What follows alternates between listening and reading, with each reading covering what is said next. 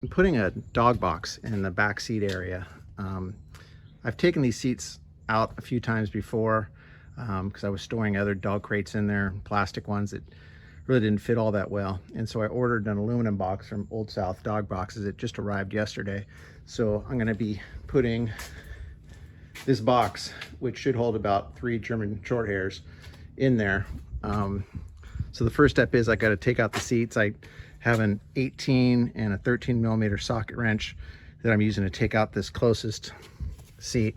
Same thing on the other side. There's a few electrical connections you have to undo, like for seatbelt fastener, alarm type of sensors. So what I'm gonna do now is just take these out. It's fairly simple to do. There's a, down here below, there's a 13 millimeter right here. And in the back, if you tip the seat forward, there's an 18 millimeter you can access. But anyway, there's other videos on YouTube on how to do that. So I'll just concentrate on what I'm doing to put in the box. One of the things that is awkward is bringing down this one side of the seat. There's this latch back here. It attaches right here. And when Ford ships the truck, there's no latch they provide to easily access it. So I went online and bought this aftermarket latch. It allows me to pull this from up above. Makes it much easier. So if you do that, search for seat latch, rear seat Ford F-250, and you'll find what it is. It's, I don't know, 20 bucks or whatever. But it makes removing these seats a lot easier. This is the crew cab area with the seats removed. I also took out that one little storage box that sits below the seats. I left the seat belts in there. I'm just going to tie those up so they don't rattle around. And I just put all the old bolts back in place, nuts back in place, so I don't have to worry about losing them. So the next step is I'm going to build a platform that's going to go in here that'll allow the aluminum box to sit level. All right, I have the platform built that I'm going to put the dog crate on. It's 59 inches long ways and 33 inches wide.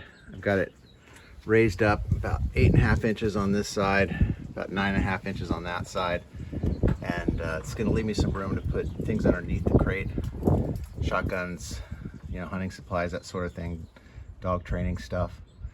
And now I'm going to put the aluminum crate on here in a moment.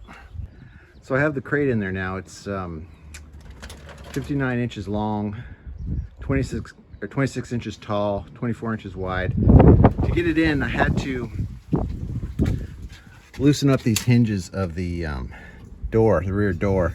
There's 3 bolts, 10 millimeter bolts. Just loosen them up. You can pivot the door open a little bit further, allow me to put it straight in there. I might adjust the width of this platform, probably cut it down a little bit. But I've got 2 of my dogs in here. Stay, you stay. And they have plenty of room to lay down. I'm gonna put a blanket in there for them, but that's the idea. Anyway, here it is.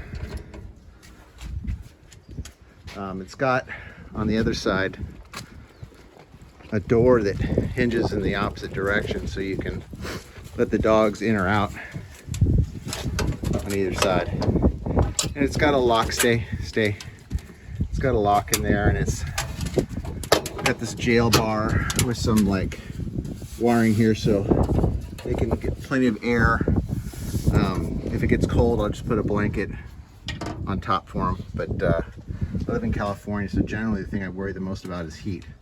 So I made this kind of a really kind of open air type box. All right, take it easy.